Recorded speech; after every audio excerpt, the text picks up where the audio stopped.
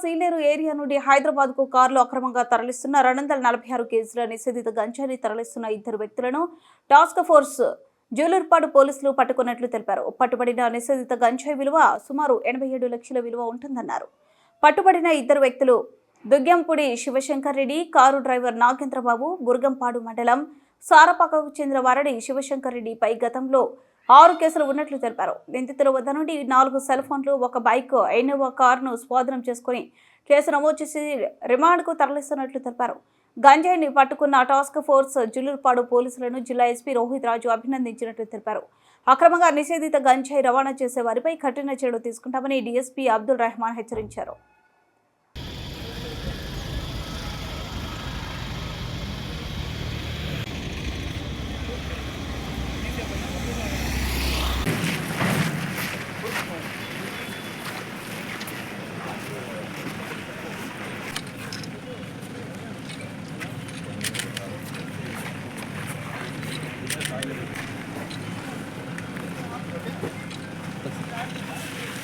అందరూ రండి అట్లా ముందుకు ఉన్నట్టు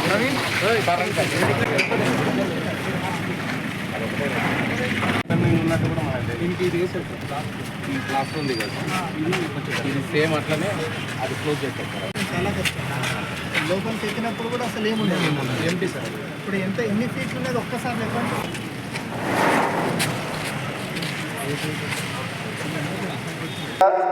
జూలూరుపాడు పోలీస్ స్టేషన్ పరిధిలో వెహికల్ చెకింగ్లో భాగంగా 830 kgs of dry ganja seize చేయడం జరిగింది.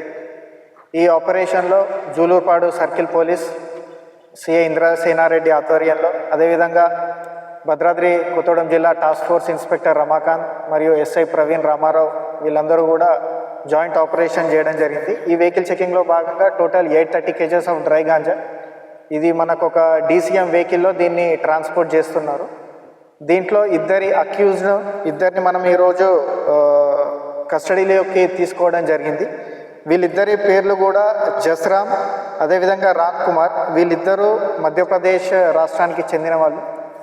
వీళ్ళిద్దరూ కూడా మన అల్లూరి సీతారామరాజు జిల్లా నుంచి, ఆంధ్రప్రదేశ్ రాష్ట్రం, అక్కడ మోతుగూడెం పోలీస్ స్టేషన్ పరిధిలో తులసిపాక గ్రామం నుంచి వీళ్ళు ఈ సరుకును ఢిల్లీకి తరలిస్తున్నారు. దీంట్లో మొత్తం కూడా 9 మంది అక్యూజ్డ్ ఉన్నారు. దాంట్లో ఇద్దరిని ఈరోజు అరెస్ట్ చేయడం జరుగుతుంది.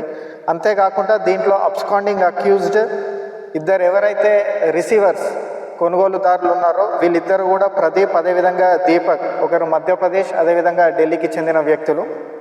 అమ్మిన వ్యక్తులు 5గురు కూడా Motugudem Donkarayi police station limits వాస్తవ్యులు. సో మొత్తానికి ఈరోజు భారీ ఎత్తున 830 kgs of dry ganja seize చేయడం జరిగింది.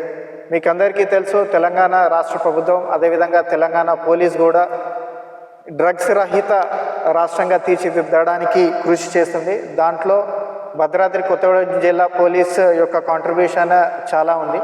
ఎందుకంటే మనకు 2024లో లాస్ట్ ఇయర్ కూడా మనకు ఆల్మోస్ట్ 112 కేసెస్ రిపోర్ట్ అవుతాయి. దాంట్లో almost like 8,000 kgs of ganja seize చేయడం జరిగింది. ఈ సంవత్సరం మనకు 23 కేసులు, దాంట్లో 3,000 కేజీల గాంజా సీజ్ చేయడం జరిగింది భారీ ఎత్తున.